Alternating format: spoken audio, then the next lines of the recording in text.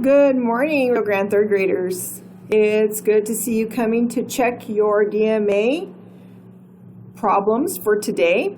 We are going to be looking at week 18. So over here, you'll notice it says week 18, and we are looking at the 4 problems for day 3. Today's Wednesday.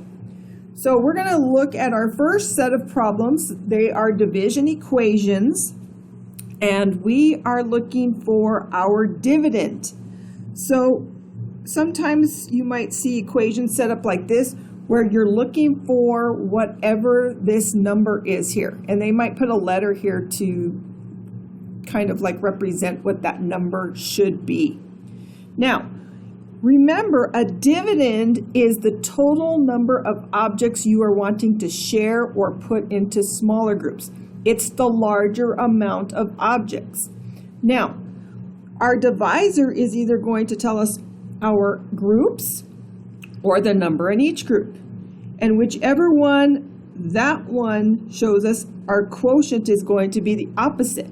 So let's say, for example, if I have groups of 5, then this tells me I have 7 groups of 5.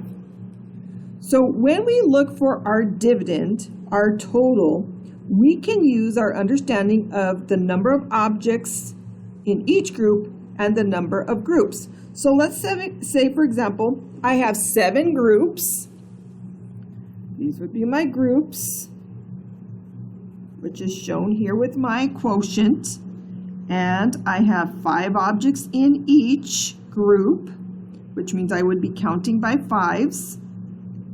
And I would get my total, which is what we're looking for here, which is the total objects that we were using to share. So 7 groups of 5, remember, I can count by 5s.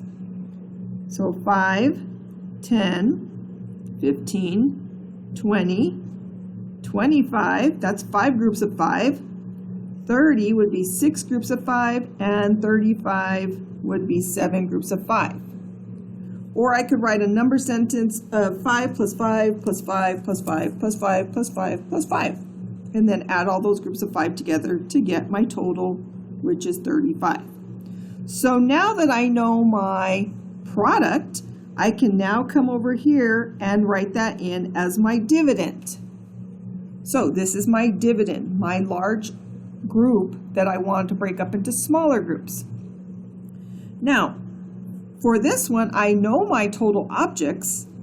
I may know how many is in each group, and I want to know how many groups I have of this number in each group. Or I could do the opposite. It's up to you. However you think about it, should not matter. So if I want to think about it this way, I have 5 groups, and I want to share my objects in these 24 objects into my 4 groups, then I could start putting objects into that set of groups, or these 4 groups, until I get to 24. Now, since this is an even number, which is really nice, I can start putting it in as 2. So I could go 2, 4, 6, 8. So I'm not to 24 yet. 10, 12, 14, 16, still not to 24, 18, 20, 22, and finally 24. So now I can see how many objects are in my 4 groups. So now I can come here and put that in as my divisor. Or 4 times whatever, and this is why it's important for us to know our multiplication facts, is equal to 24. So if I know what I can multiply times 4 to equal 24, which would be 6, then I can figure out what my missing divisor is. Now let's take a look at number 3. 28 divided by 7 equals blank. So we don't know how many groups of 7 we can make, but we know that we have 7s in each group. So I could just keep adding 7s on until I get to the large amount of 24. And then I can find out how many groups of 7 am I going to have using 28 objects shared equally. So 7 and 7 is 14, plus another 7 is going to be 21, and another 7 is going to be 28. And how do I know that? Because this 7 plus 7 is 14, and this 7 plus 7 is 14. So 14 and 14 is equal to 28. So how many groups of 7 did I add to get to 28? I added 4. Now remember, you can also use repeated subtraction. So if I started with 28 and subtracted 7, I can subtract that, and that's 21. Subtract another 7, and that is going to be 14. Subtract another 7, that's going to leave me with 7, and finally 7 more subtracted from that is going to be 0. So how many times did I subtract 7? Once, twice, 3 times, 4 times. So again, we can use repeated addition to add up to the total, which is here, and find out how many groups of that number, or I could repeatedly subtract 7 until I get to 0 and find out how many groups of 7 I was able to subtract. So a few different ways to think about how to find your quotient. Remember, this is called your quotient. That was one of the mystery words we had the other day. Quotient. Alrighty, let's take a look at 348, and together we're putting that with 248. So when we talk about adding, we're combining these two amounts, and you could even have 3 amounts or 4 amounts or 5 amounts, but when you add, you're putting the smaller groups into a large group, which is the opposite of subtraction. With subtraction, we start with the large amount, and then we can break up that large amount into smaller groups. So I'm going to go ahead and use my break apart strategy, and I'm going to break it apart into place values. So this is my hundreds place, so I add my hundreds, that's 500. I take my tens now, which is 40 and 40. 40 and 40 makes 80, so there aren't any tens to regroup as hundreds, so we didn't make a new 100, it's still 80.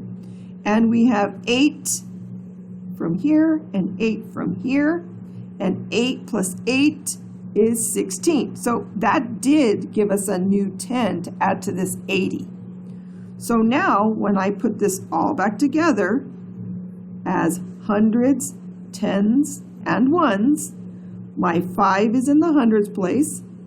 This 10 and that 80 are going to make 90, and I have 6 here, so this was 90. Let me see if I can make sure that that looks like we put that together as 90, because 80 and 10 is 90, and that's what we're putting here. And then the 6, we don't have any ones, so that's going to be 6. Now, of course, we can also show this as an algorithm. That means that I'm putting my place values under each other. So my ones, my tens, and my hundreds are all lined up so that I make sure I add them correctly. And if I have any ones that need to regroup as a 10, I would regroup it as a 10 in the tens place. So that's what's going to happen here, because 8 and 8 is 16, which is what we found here. I'm going to take that 10 and regroup it into the tens place.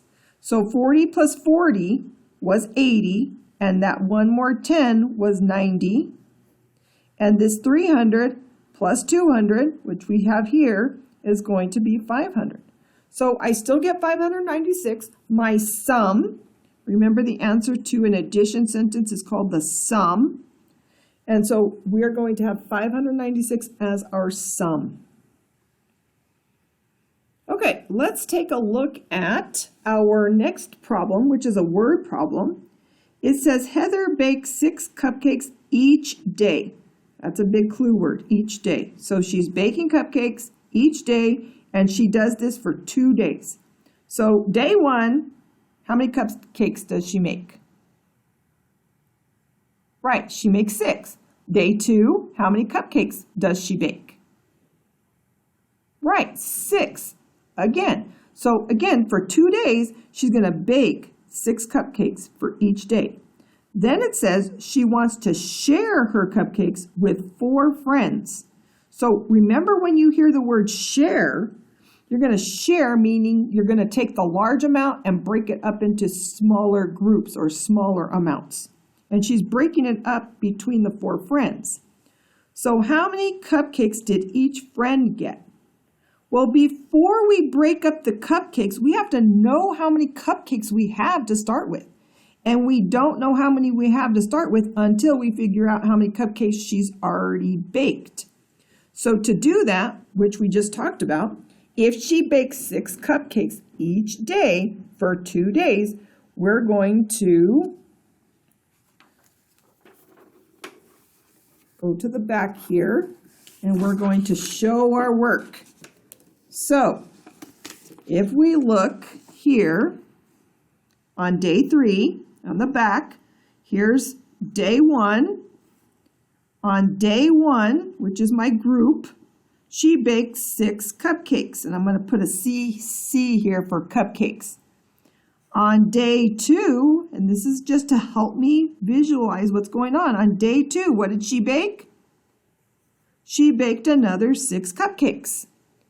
Now, we can say, oh, well, this is repeated addition. So I have 2 days, those are my groups, and each day she baked 6 cupcakes. So 6 cupcakes each day. And total cupcakes, well, 6 and 6. Remember, we can always use repeated addition to find our multiplication. So 6 plus 6 is 12 cupcakes. So our total cupcakes is 12 total cupcakes. And I'm just going to write that here. Now, but we're not done. Because remember, our question is, how many cupcakes did each friend get? So each friend did not get 12 cupcakes. We're going to take these 12 total cupcakes and we're going to share them. And if we share them, the CC stands for cupcakes, that tells us that we're going to divide. And what are we dividing them into? 4 groups. And the groups are the friends.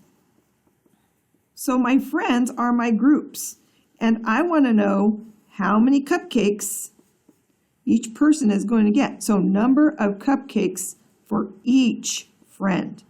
And remember, division is the opposite of multiplication. So this tells us that if I have 4 friends and each friend is going to get the same number of cupcakes, then my total should equal 12 cupcakes. 12 cupcakes. So we're missing how many cupcakes each friend gets. That's what we're missing here in our quotient. So our divisor is going to be our quotient in this particular case. So I'm just going to draw myself a bar.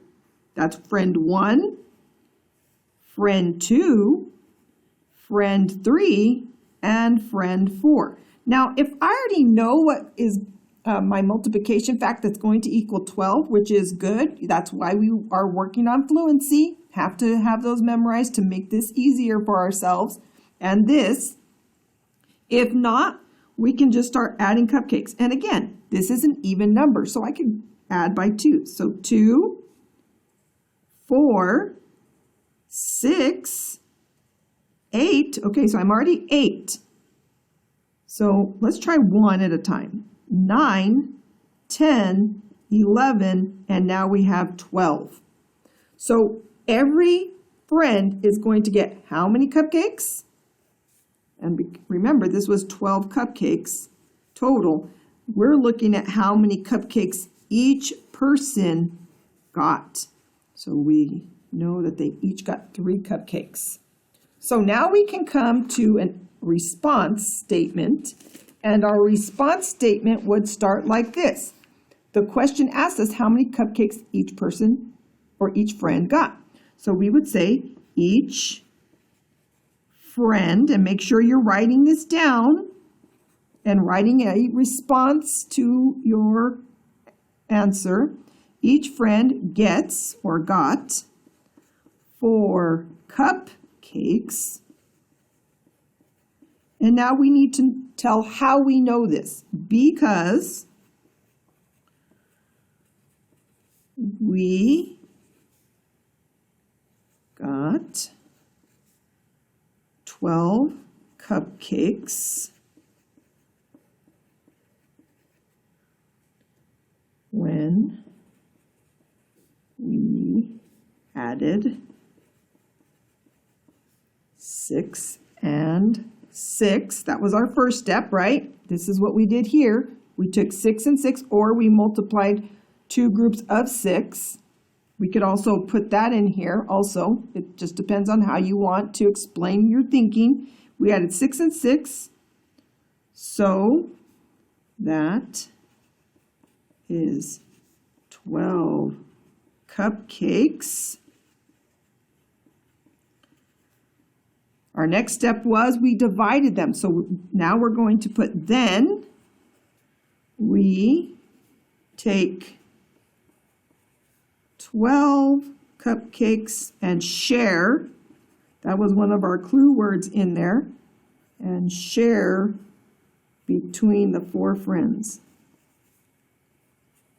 And remember, we're doing this equally, and share them equally into 4 groups, or between 4 friends, to get 3 cupcakes each. And yes, guys, I know this is a lot of writing, but this is also going to prepare you to be able to explain your responses. So please be sure to add this in if you have not been practicing in your DMA how to answer open response questions or word problems.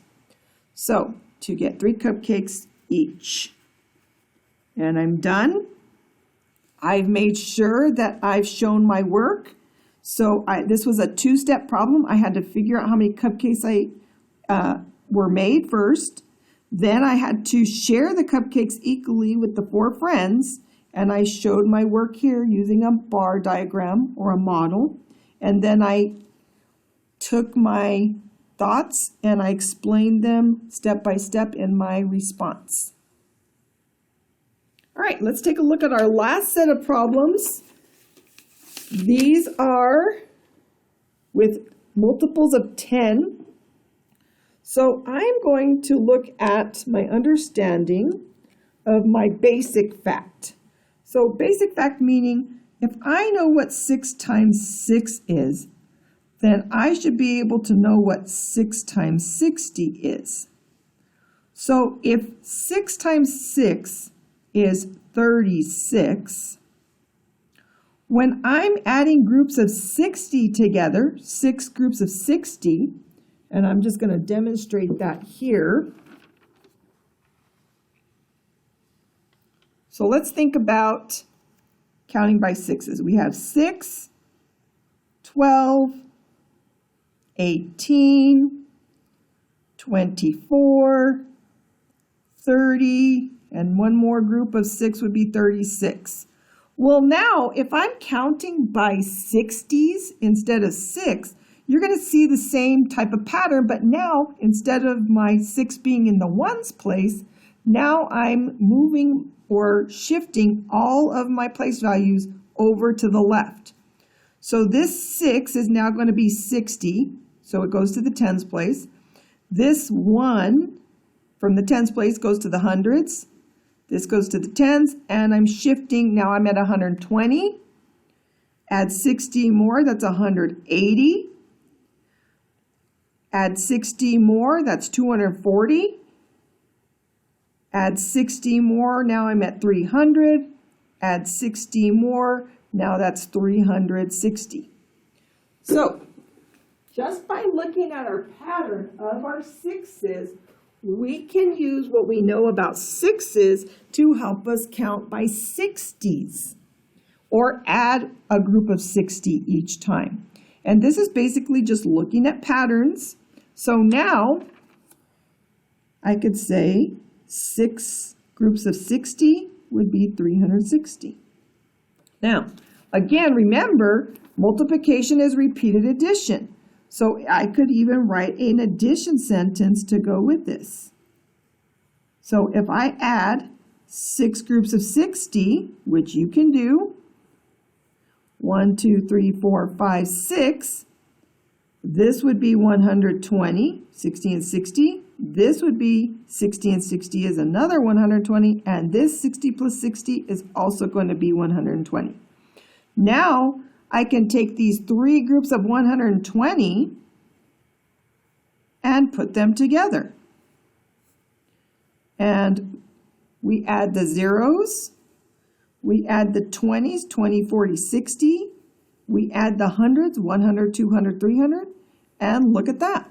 I still have 360 as my product, just by using repeated addition. So this is going to be, my product is going to be 360.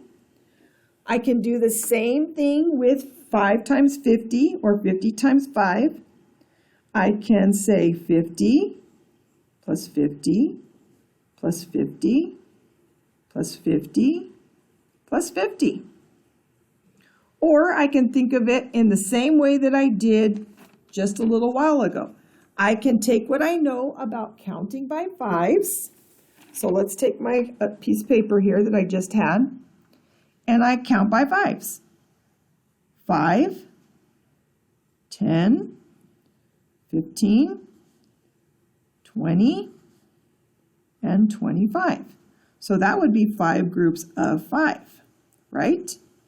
Well, now if I take that same idea and count by 50s, I need 5 groups of 50. So 50, 100, 150, 200, and 250. That's counting by 50s. Or, again, just like I said, 50 and 50 is 100. Oops.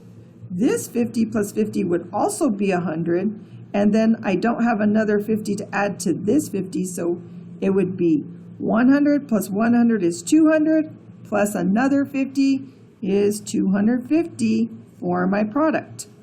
So, remember that multiplication is repeated addition.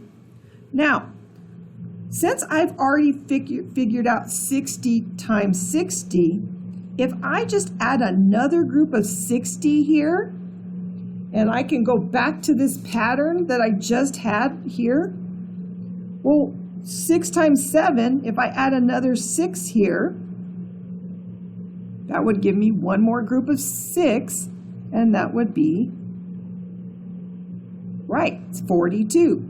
So the same thing's going to happen here. If I have 42, then if I had 7 groups of 60, add another 60 here, that would be 420, because 60 and 60 makes 120, and so I'm going to regroup that 100 here, and from the 3 hundreds, add one more, now I have 420. So basically what I did was I took what I knew about this product. So what I'm doing here is using the distributive property and adding another group of 60 here, like this. So 6 groups, one more group, 7 groups of 60. So this is going to be 360 plus another group of 60 is going to give me 420, and that is going to be my product. So today in the discussion, you are going to, our clue word is going to be dividend. So remember, in your Schoology folder today for Wednesday, you are going to put in the clue word is dividend. So right after you finish checking your Schoology or your DMA for today, go into your Schoology math folder and put in the discussion word for the clue word today, dividend. See you guys tomorrow and have a great Wednesday.